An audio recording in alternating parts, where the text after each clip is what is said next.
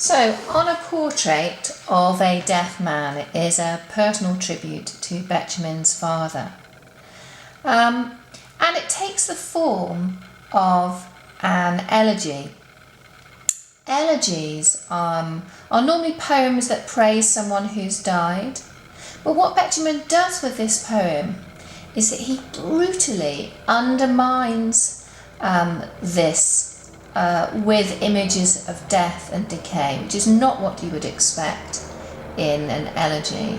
So it praises his father and at the same time reveals a kind of a deep-seated fear of everything that's associated with death, and also reveals his the depth of his grief as well for his father. So what kind of humour would we say this poem is? I'd say it was kind of tragi-comedy or black humour. So it's comedy that's undercut by grotesque images of death. There's lots of ambiguity set up in this poem. Perhaps the humour here is a way of Benjamin coping with the pain of his father's death. Anyway, let's have a look at the first verse. The kind old face, the egg-shaped head, the tie discreetly loud, the loosely fitting shooting clothes, a closely fitting shroud. So what Benjamin does here, and he repeats it in verse 2 and 4 and 7, what he's doing here is he's taking a memory that he has of his father and he changes it to something that is a stark reminder of his father's death. And it creates this idea that every time Benjamin has a memory of his father, he cannot get out of his head the idea of his decaying body. So it's quite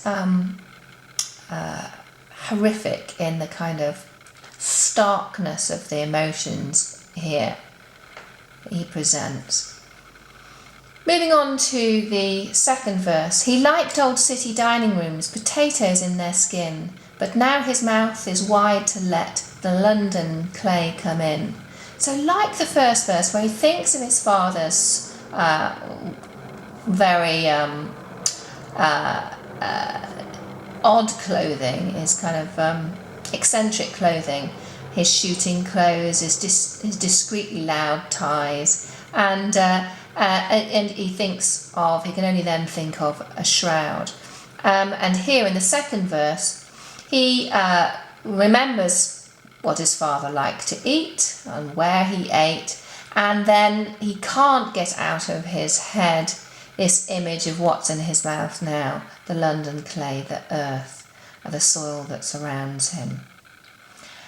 So there's a preoccupation with soil as well. If you look at verses 5 and 6, the ploughed up soil, the soaked Carrara-covered earth.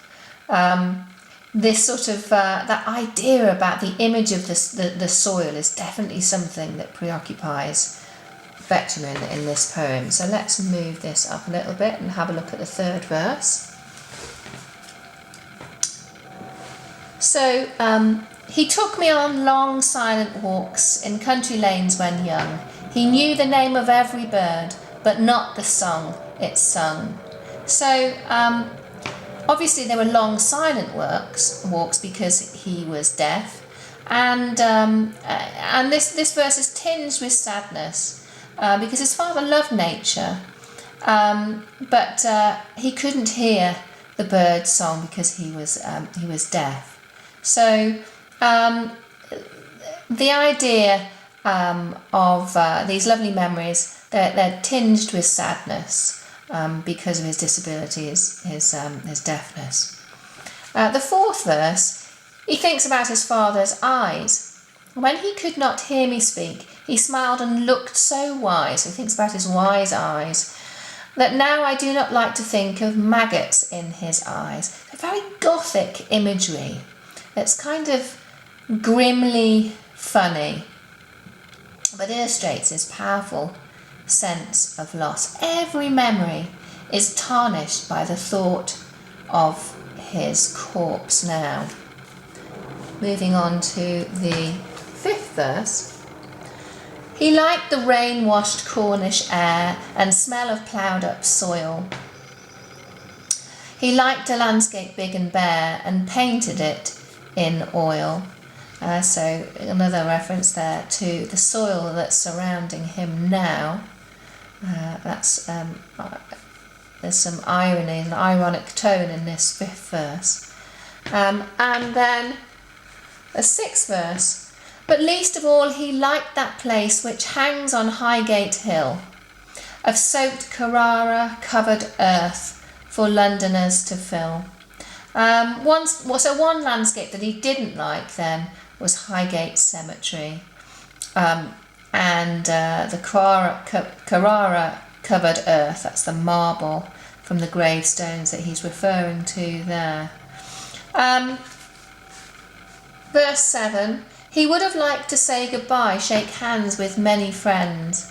In Highgate now, his finger bones stick through his finger ends. So this other memory that he has, he thinks of his hands, shaking hands, and then you have this very gothic image of his finger bones and the bones sticking through the ends of his fingers. So really macabre, really grotesque images here.